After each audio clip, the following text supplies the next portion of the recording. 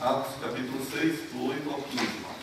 Para as pessoas que nos visitam, nós estamos pregando sequencialmente no livro de Atos dos Apóstolos. Hoje nós pregaremos a 12ª mensagem deste livro. Atos capítulo 6, do 8 ao 15, diz assim a palavra do Senhor, e depois também nos referiremos a todo o capítulo 7, resumidamente. Estevão, cheio de fé e de poder, fazia prodígios e grandes sinais entre o povo. E levantaram-se alguns que eram da sinagoga chamada dos libertos, e dos sireneus, e dos alexandrinos, e dos que eram da Cilícia e da Ásia, e disputavam com Estevão. E não podiam resistir à sabedoria e ao espírito com que falavam. Então subornaram os homens para que dissessem: ouvimos-lhe proferir palavras blasfemas contra Moisés e contra Deus. E excitaram o povo, os anciãos e os escribas, e investindo com ele, o arrebataram e o levaram ao conselho.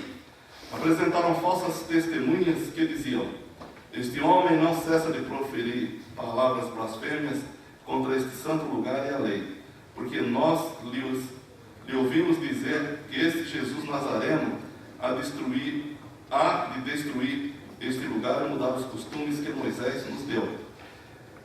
Então todos os que estavam assentados no conselho, fixando os olhos nele, viram o seu rosto como o rosto de um anjo. Amém? Os irmãos podem sentar.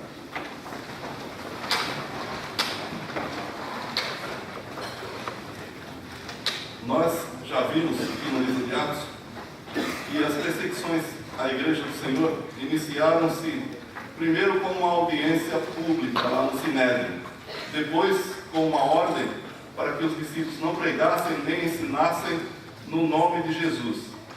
Depois, em terceiro lugar, passou a prisões e açoites. E agora vai culminar no apedrejamento e morte de Estevão, que tornou-se o primeiro mártir da história da igreja. Vamos abrir os nossos corações e acompanhar aqui no texto as informações que a palavra de Deus nos dá sobre este assunto. O primeiro item da nossa mensagem diz respeito a uma descrição bíblica de Estevão. Os irmãos lembram, na semana passada, quando nós falamos que os apóstolos propuseram a criação de um novo ministério à igreja, quando foram procurados porque havia uma murmuração dos judeus gregos contra os judeus da Judéia, de que as suas viúvas não eram atendidas no ministério cotidiano da igreja. Então eles foram aos apóstolos e os apóstolos propuseram que eles elegessem pessoas. Aqui no capítulo 6, versículo 3 diz: escolhei, pois, irmãos, dentre vós 7 varões de boa reputação, cheios do Espírito Santo e de sabedoria, aos quais constituamos sobre este importante negócio. Então a igreja elegeu 7 homens e os apresentaram aos apóstolos. E dentre esses homens estava Estevão. Diz no versículo 5 do capítulo 6, e este parecer contentou toda a multidão. E elegeram Estevão, homem cheio de fé e do Espírito Santo, e Filipe, Prócoro, e Nicanor, e Timão, e Pármenas, e Nicolau, prosélito de Antioquia. Esses foram os homens eleitos pela igreja. E é interessante a descrição bíblica sobre Estevão. A condição que os apóstolos propuseram à igreja é que esses homens fossem cheios do Espírito Santo e de sabedoria, para exercerem o que veio se chamar de diaconato. E sobre Estevão há um testemunho direto sobre ele. Diz: escolhei, pois, irmãos tal, e este parecer contentou a toda a multidão, e elegeram Estevão. Veja que a adjetivação é exclusiva para Estevão. E elegeram Estevão, homem cheio de fé e do Espírito Santo. Eu fico muito atento quando a Bíblia descreve uma pessoa. E eu fico sempre pensando uma coisa: se a Bíblia nos descrevesse, o que diria de nós? Qual seria a descrição bíblica de Paulo Guedes? Qual seria a descrição bíblica de Alexandre Stort? Qual seria a descrição bíblica de João Bosco? Qual seria a descrição bíblica de Larissa? Qual seria a descrição bíblica de Marco Antônio Garcia? Qual seria a descrição bíblica de Juarez? Qual seria a sua descrição bíblica? A Bíblia descreve aqui algumas características de Estevão. É interessante que ele preenche as qualificações.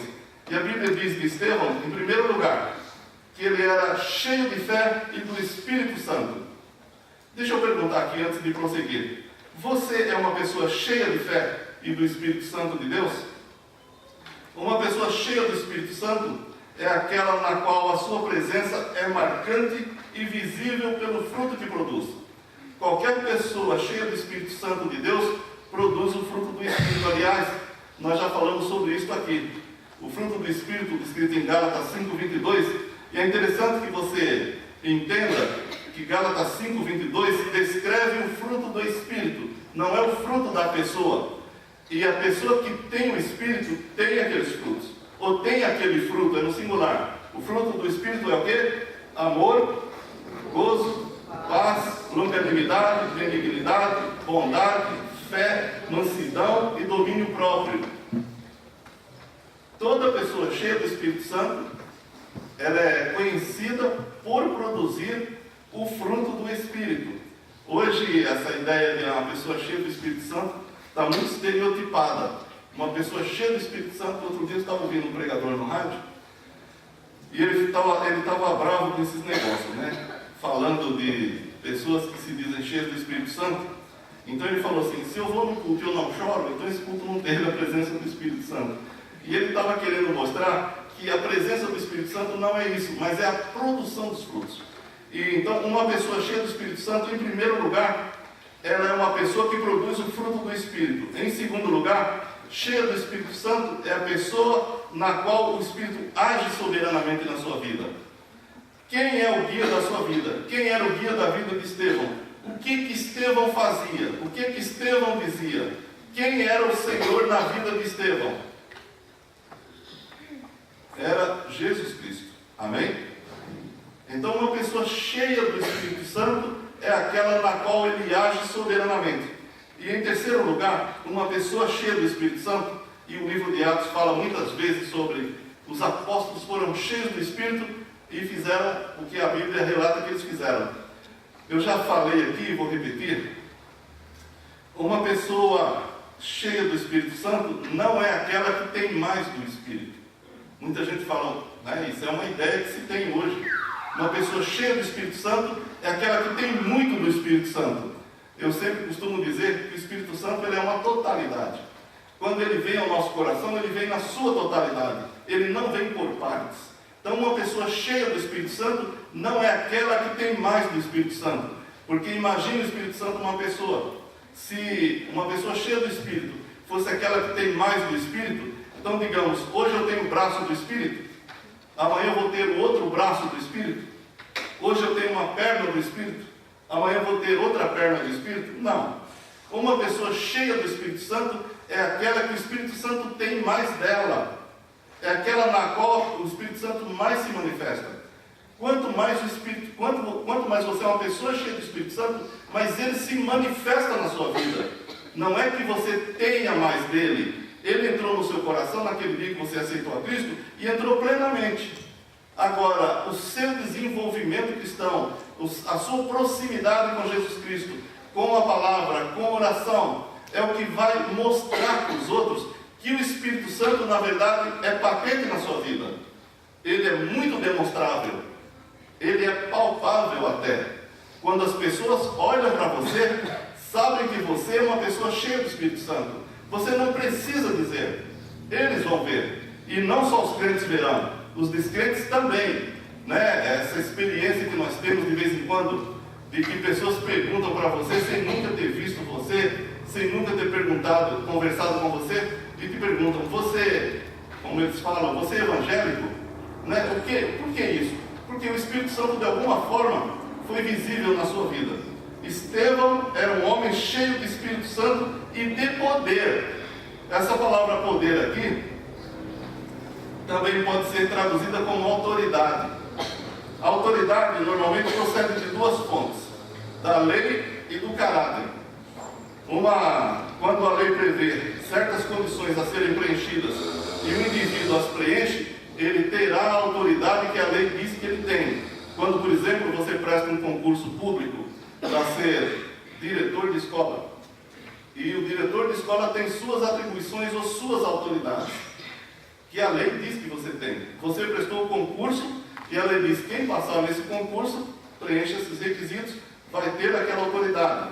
Quando a pessoa presta concurso para a polícia, para delegado, por exemplo, delegado tem tais e quais atribuições que a lei diz que ele tem. Quando ele passa no concurso, ele terá aquelas atribuições que a lei diz que ele tem. Qualquer concurso público, a pessoa se elege para um cargo público, deputado, senador, prefeito, etc.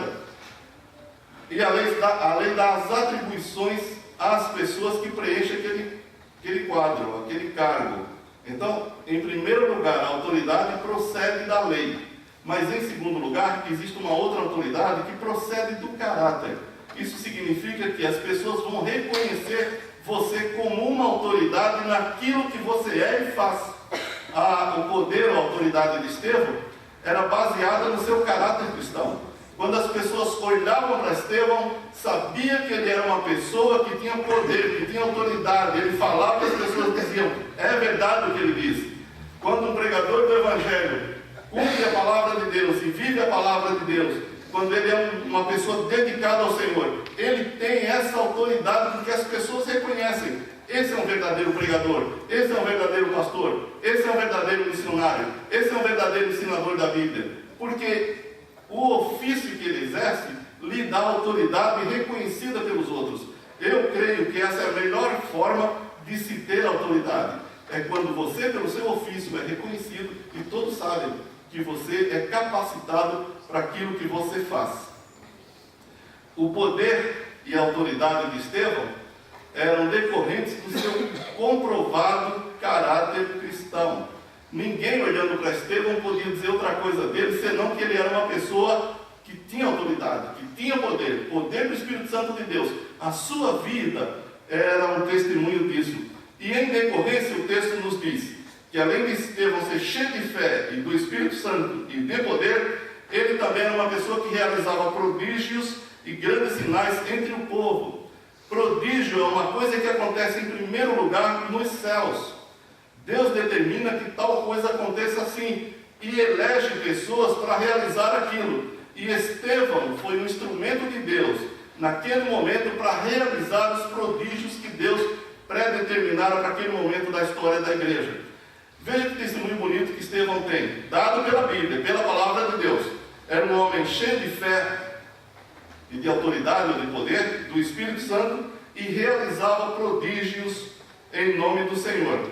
Agora, o que nós vamos ver a seguir é que esse homem cheio de fé, de poder e do Espírito Santo de Deus está causando um estrago muito grande no reino das trevas.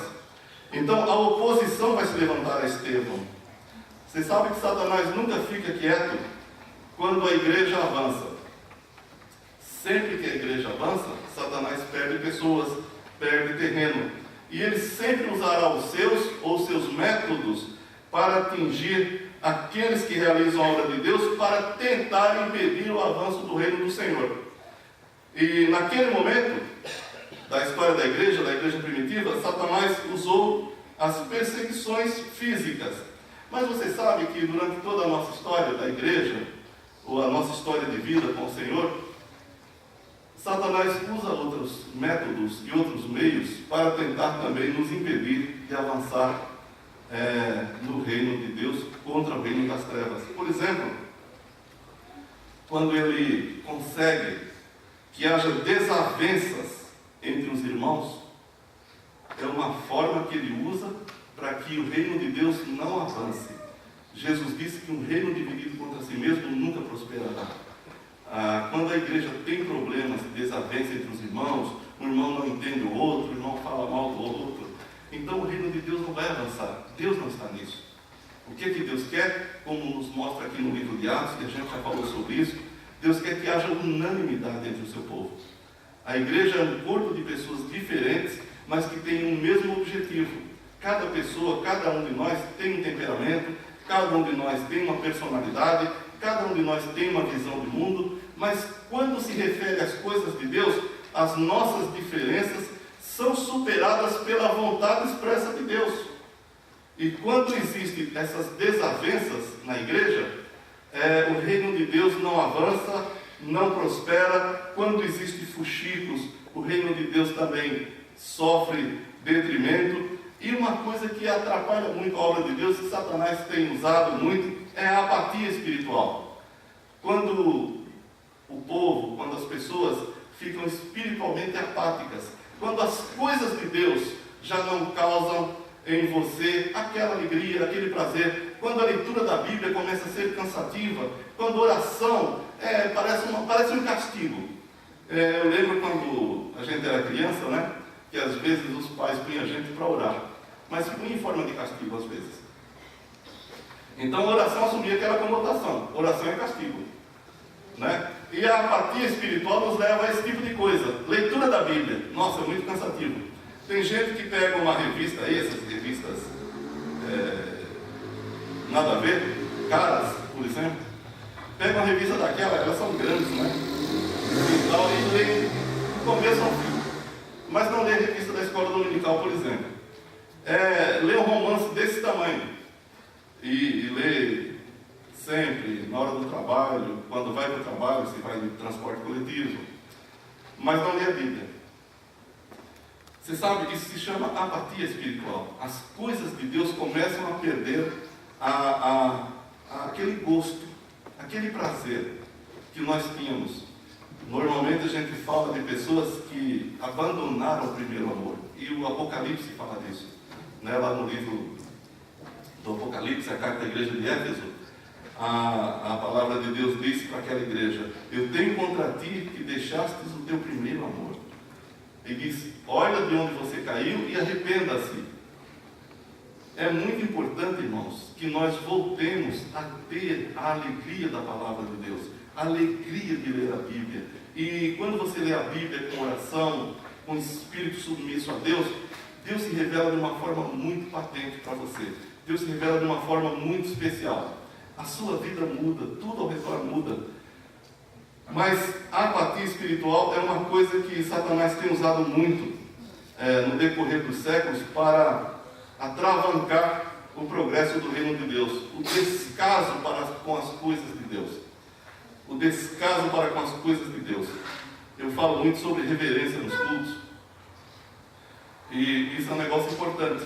Porque à medida que nós não temos reverência à palavra de Deus e a Deus e ao seu culto, isso nos mostra uma pessoa espiritualmente pequena.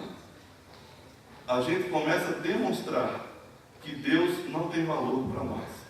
Eu fico vendo, às vezes, quando nós estamos diante de alguma autoridade, diante de algum lugar. Eu estive quarta-feira com o coronel Fábio lá, o chefe da Bia. A Bia estava lá, Ariel. E os oficiais que chegam de menor patente, todo mundo se apresenta, pede licença, não passam na frente dele, vão falar com ele, né? Tem aquela reverência. E às vezes, queridos, nós diante da maior de todas as autoridades, que é Deus, nós não temos a menor reverência. Nós nos mostramos apáticos. É como se ele não existisse. É como se ele fosse um inferior a nós. Mas Deus está de uma forma muito especial no culto que nós prestamos a Ele. A igreja está coletivamente aqui reunida com um único objetivo: prestar um culto de adoração ao Deus dos deuses, ao Senhor dos senhores, ao Rei dos reis, ao soberano Senhor de toda a terra. Eu lembro muito quando, naquele texto em Daniel, o rei Belsazar traz os vasos da casa do Senhor e começa uma orgia ali no palácio. E de repente, quando eles estão bebendo vinho e dando louvores a outros deuses, com os vasos da casa de Deus que Nabucodonosor tinha tomado de Jerusalém. E de repente aparece na parede do palácio uma mão que escreve em aramaico: Mene, Mene, Tekel, Farsim. Eles falavam aramaico, mas ninguém conseguiu interpretar aquela escritura. Então ele chama todos os sábios, todos os astrólogos do reino, para que interpretem, mas ninguém podia interpretar. Então, há o testemunho de um homem de Deus naquele momento. A rainha mãe entra e diz que o rei estava tão apavorado, ele tremia tanto que os joelhos batiam um no outro. E a rainha mãe entra e diz: olha, nos dias do teu pai, havia um homem que tinha um espírito excelente. E ele era chamado ali de Beltesazar, Daniel. Chama Daniel. Olha o testemunho de um homem de Deus. Olha o testemunho de uma pessoa que ama ao Senhor, que teme a Deus, que tem reverência por Deus. E aquele homem é chamado ao palácio. E o rei diz: olha, se você me ler e interpretar essa escritura, você vai ser o terceiro no reino comigo. E eu vou te revestir de colares e de ouro, tal, etc. Daniel falou para ele: os teus presentes fiquem todos com você, mas eu vou ler a escritura e vou interpretar. O que está escrito ali é: pesado fostes na balança e achado em falta, e o teu reino será dividido e dado aos medos e persas. E naquela mesma noite o exército da Pérsia entrou em Babilônia, matou Belsazar e tomou o reino. Um homem de Deus, um testemunho bíblico de um homem de Deus, dada por uma pagã. Havia no reino do teu pai um homem que tinha um espírito excelente. Aqui a Bíblia nos dá um testemunho excelente de um homem de Deus, Estevão. E quando nós nos desviamos desses princípios, nós começamos a nos tornar espiritualmente apáticos e não servimos mais aos propósitos de Deus. Deus não aceita outra coisa de nós senão a integralidade do nosso coração. Eu fico vendo muitas pessoas e eu faço a seguinte imagem na minha cabeça. Imagine que você aluga um imóvel para morar com a sua família e o dono do imóvel diz: olha, eu te alugo esse imóvel, mas a suíte eu vou continuar usando. Pergunto: você alugaria esse imóvel para um estranho que está entrando na suíte que você deveria dormir com a sua esposa? Você aceitaria? E a gente faz isso com Deus. Nós falamos: Senhor, toma conta da minha vida, mas esta parte eu vou administrá-la de acordo com a minha vontade. Não serve, irmãos. Deus quer integralmente o nosso ser. Estevão é um homem em que Deus reinava soberanamente na vida dele. E eu estava dizendo que o diabo se utiliza de muitos artifícios para impedir o nosso avanço como cristãos no reino de Deus. No caso de Estevão aqui, só uma questão um pouco histórica, existem 4 escolas de sinagogas, que o livro de Atos cita aqui no versículo 9, que se levantaram contra Estevão. No 8 diz: Estevão, cheio de fé e de poder, fazia prodígios e grandes sinais entre o povo. No versículo 9, entenda, e Satanás levanta alguns que eram da sinagoga chamada dos libertos e dos sireneus, e dos alexandrinos e dos que eram da Cilícia e da Ásia, e disputavam com Estevão.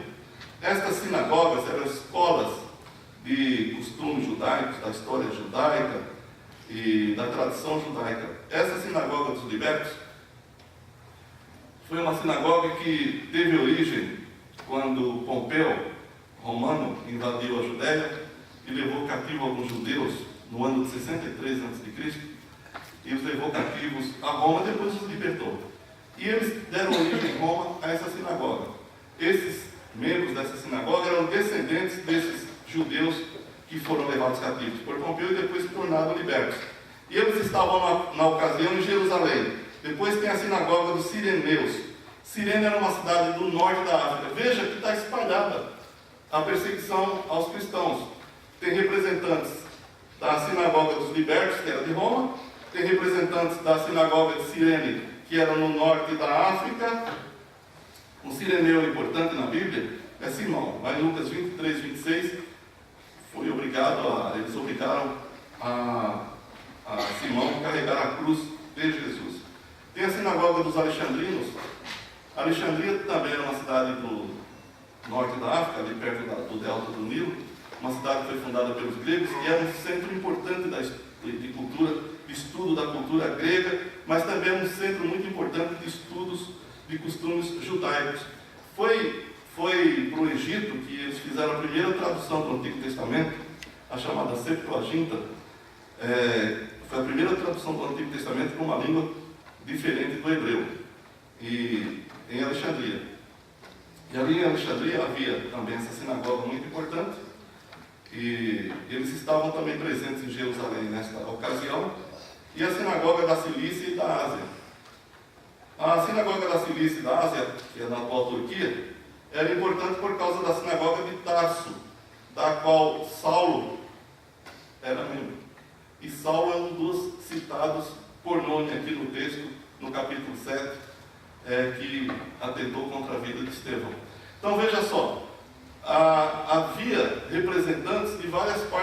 tudo ali em Jerusalém, de Roma, a Sinagoga dos Libertos, dos Sireneus no norte da África, de Antioquia, no Egito,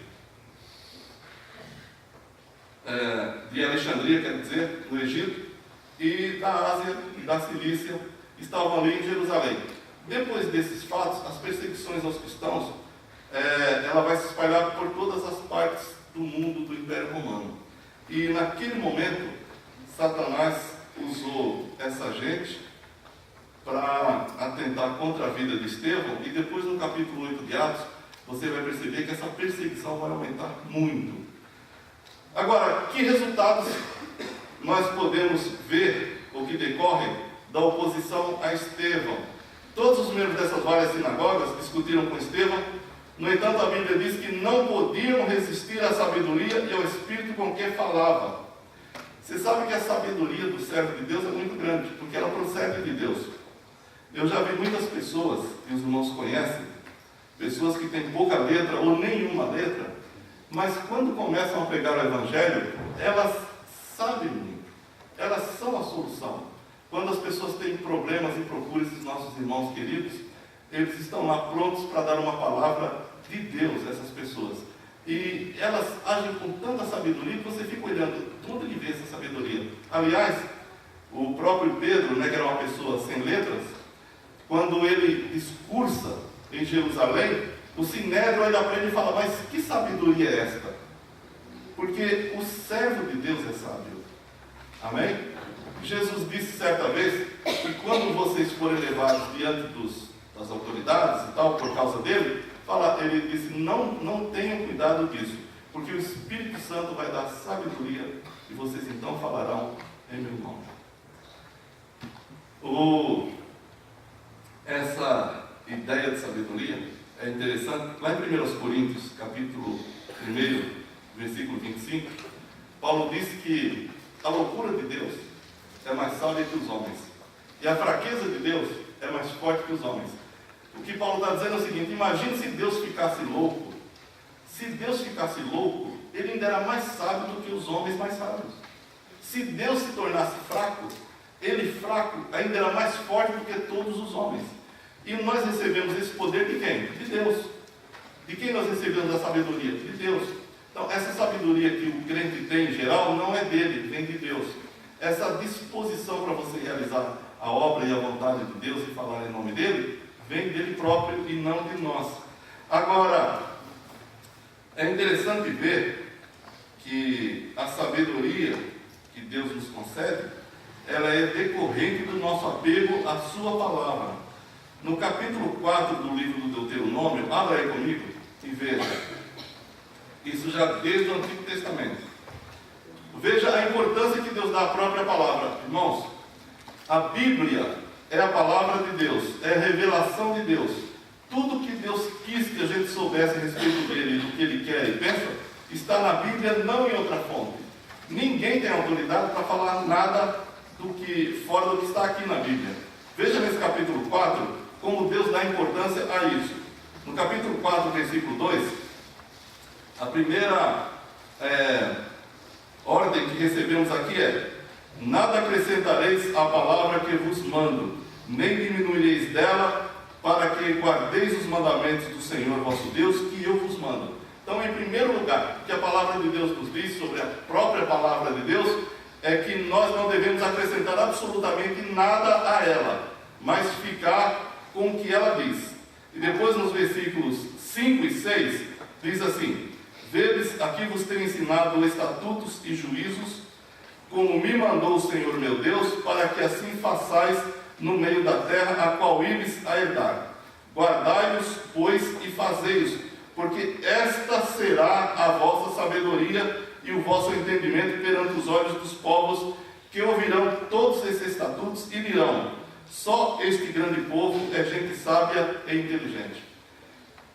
A sabedoria de Deus, ela decorre da própria palavra dele. Se você quiser ser uma pessoa sábia, Tiago diz: aquele que tem falta de sabedoria, peça a Deus. E normalmente nós entendemos esse peça a Deus como ore a Deus. É também isso, mas é principalmente aquele que tem falta de sabedoria, busque-a em Deus através da sua revelação. Você quer ser uma pessoa sábia em todos os sentidos da vida? Busque sua sabedoria na palavra de Deus. Não deixe que ninguém tire os seus olhos da Bíblia. Por isso que a gente faz essas campanhas aqui, para que os irmãos leiam a Bíblia, leiam a palavra de Deus, se esforcem nisso, aprendam isso, saibam disso, porque a Bíblia diz, isso é a vossa sabedoria, e todas as pessoas dirão, que povo sábio é este? Você quer ser uma pessoa sábia?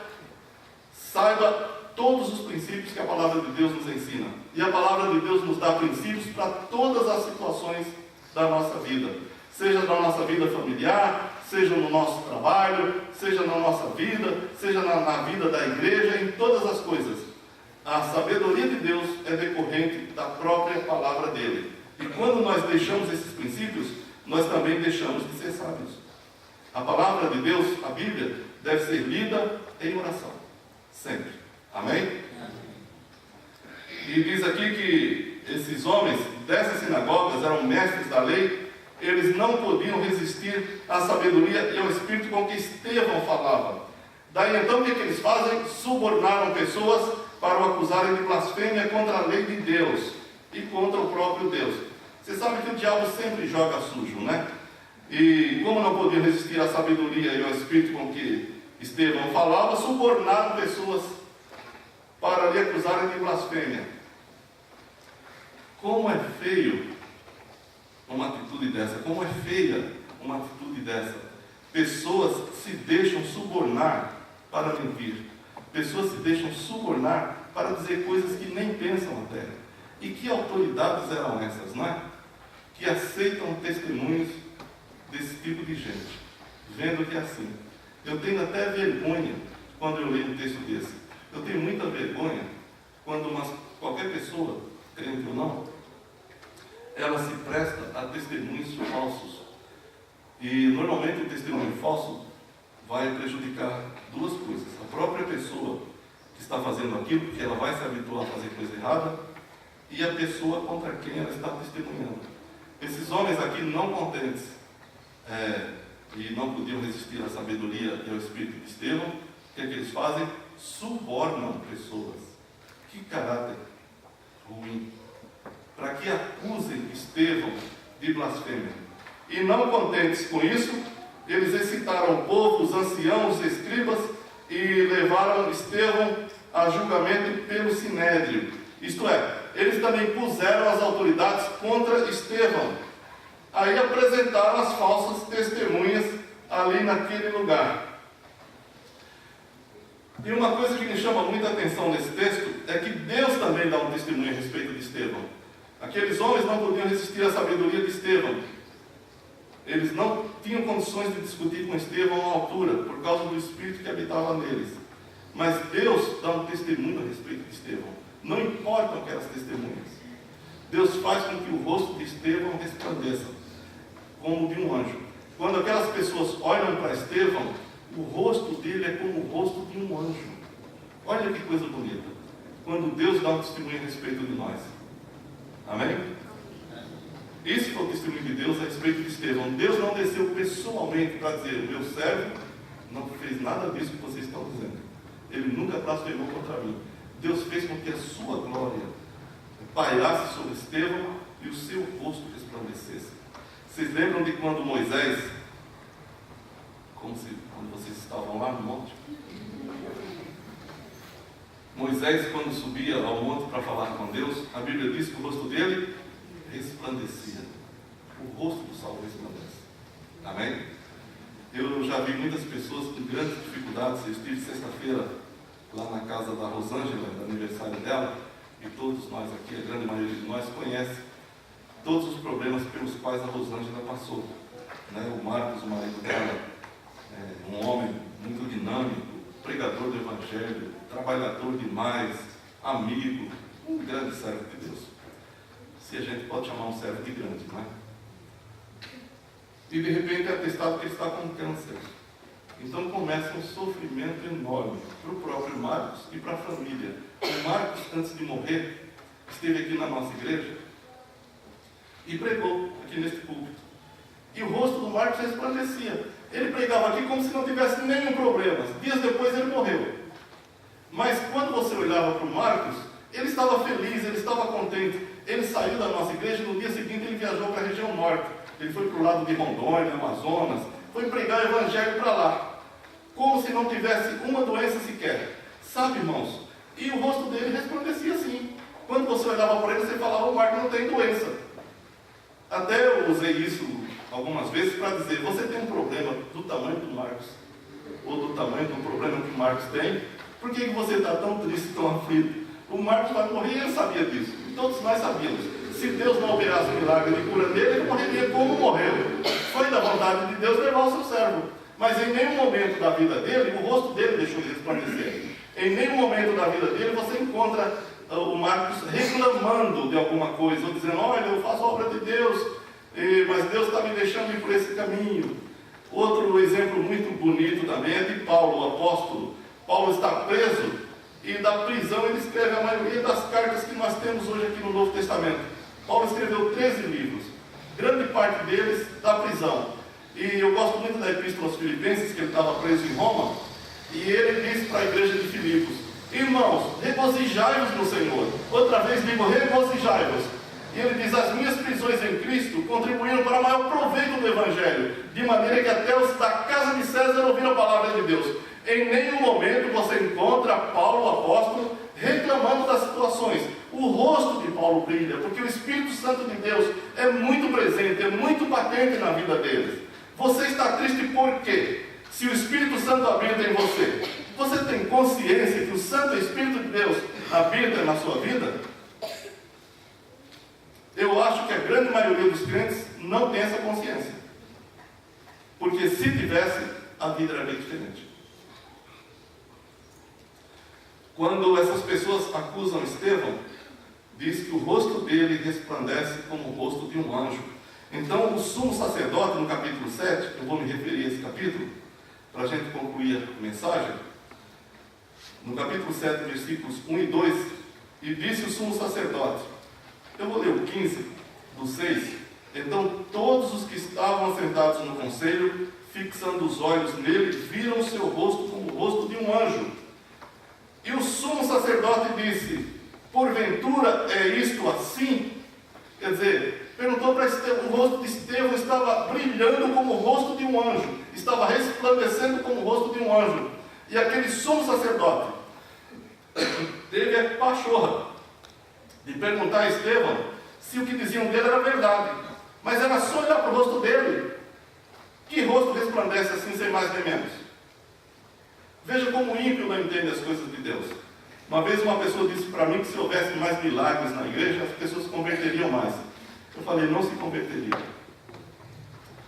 Essas autoridades, esse povo de Jerusalém, estão diante de um milagre.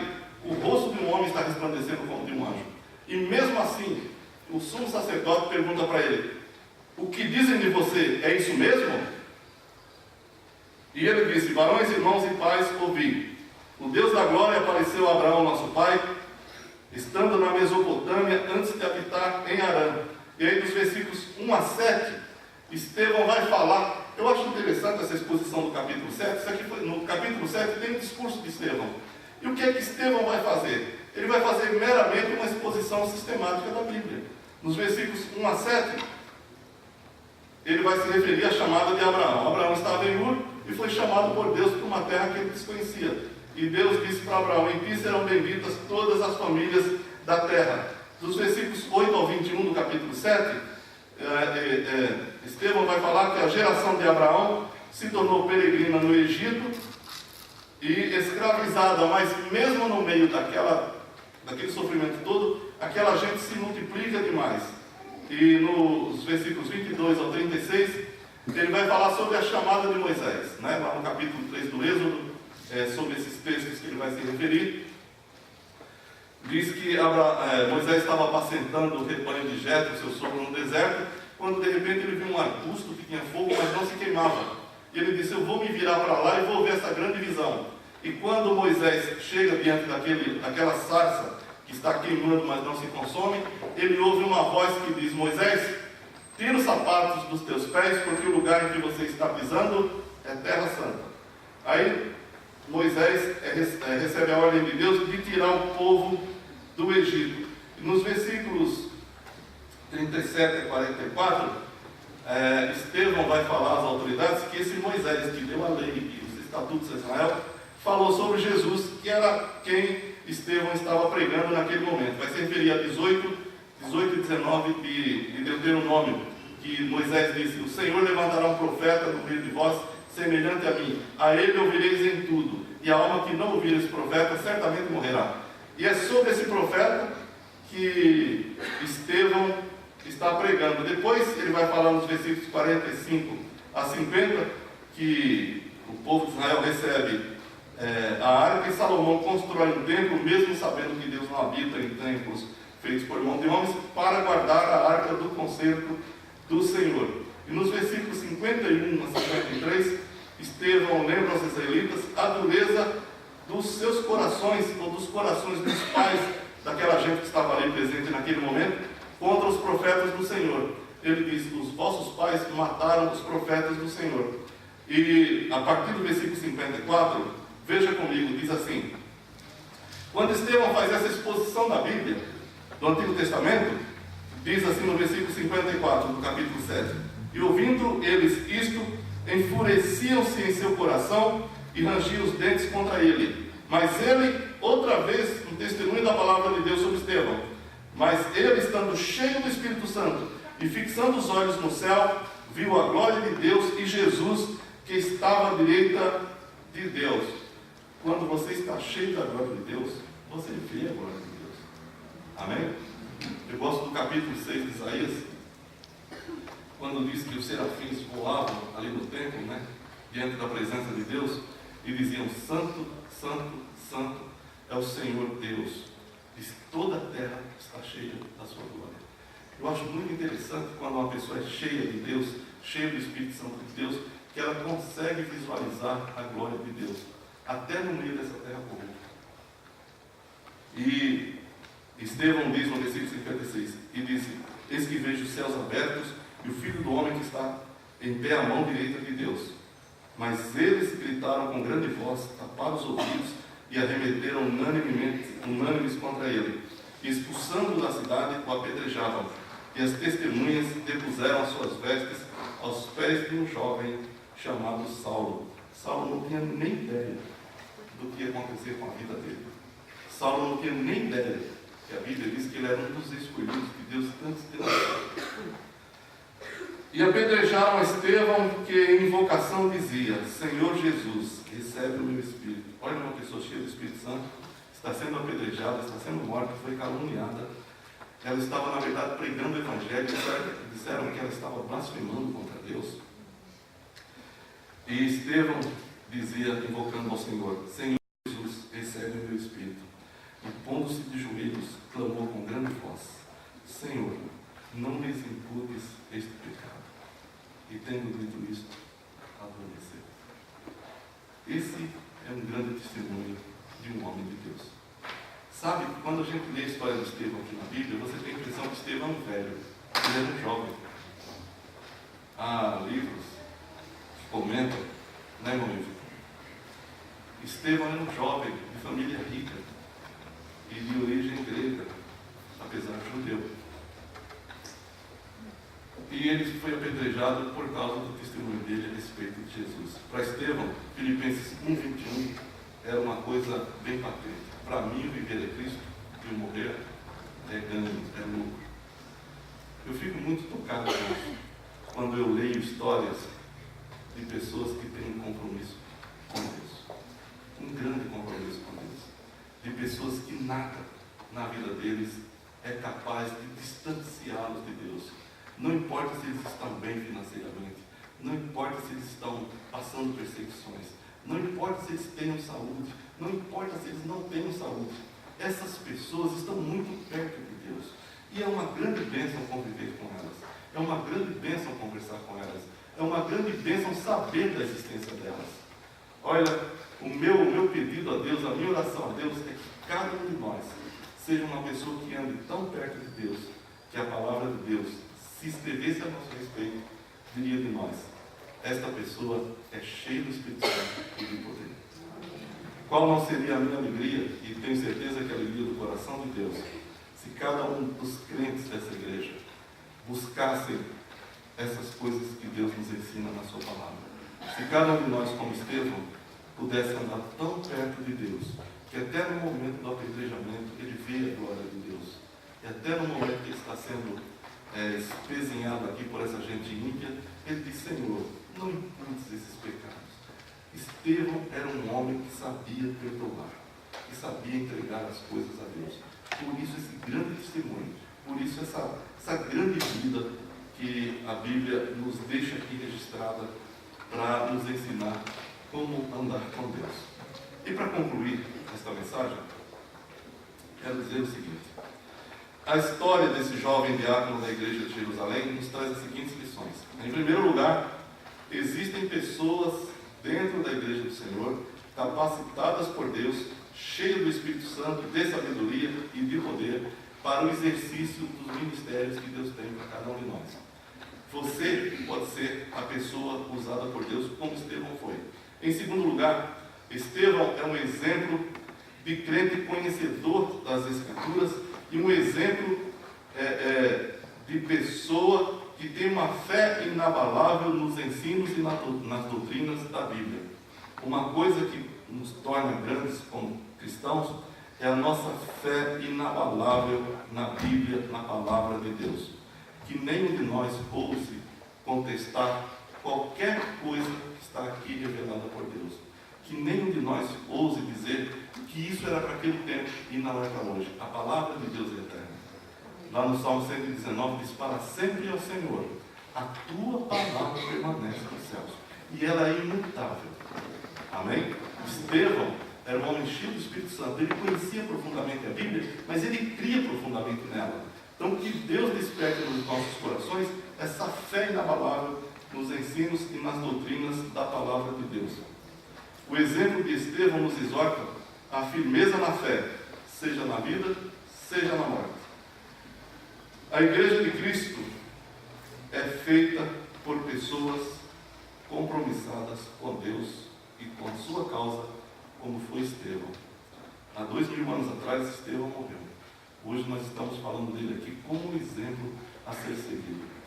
Que Deus nos ajude a nós, igreja do século 21, a caminhar na graça, na fé, no poder, no Espírito Santo, como Estevão caminhou. E que a nossa história seja uma história como foi a história de Estevão. E que a geração que virá depois de nós, se Deus permitir, seja uma geração formada por nós, crentes firmes na fé.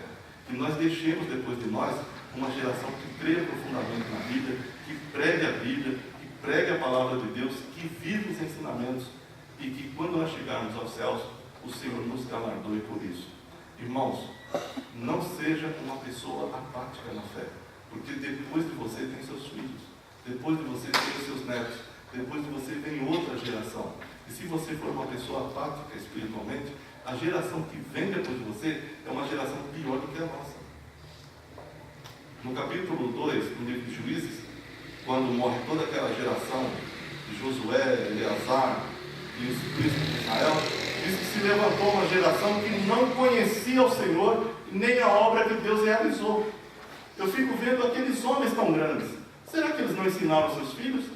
Será que eles não tiveram cuidado e se envolveram tanto com aquelas guerras, com aquelas coisas, com a conquista de Canaã, que não tiveram tempo de formar uma geração temente a Deus?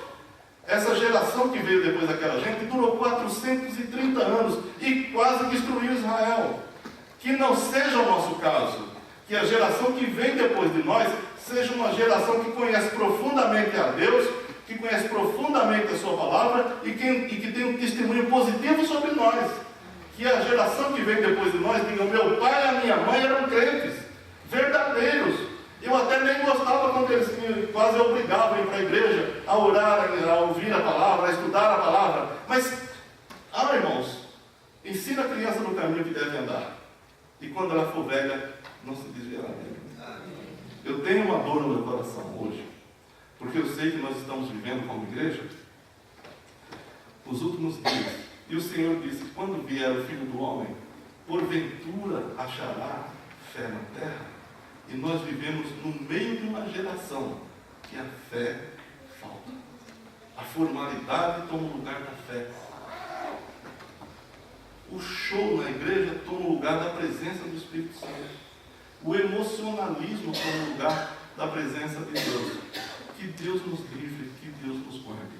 Que esse testemunho de Estevão, um homem cheio de fé do Espírito Santo, seja o nosso norte, seja o nosso objetivo. Que eu e você digamos para Deus: Senhor, me torne uma pessoa cheia de fé e do Espírito Santo, para que a geração que vem depois de mim seja como eu fui. Amém? Que Deus nos abençoe, que Deus nos guarde, que Deus nos oriente, que Deus faça com que a sua palavra entre profundamente nos nossos corações e nos transforme para a sua glória. Não se conforme, irmãos, de ser um crente apático. Olhe para o Senhor, olhe para os homens como Estevão e siga o exemplo de fé deles. Que Deus nos abençoe.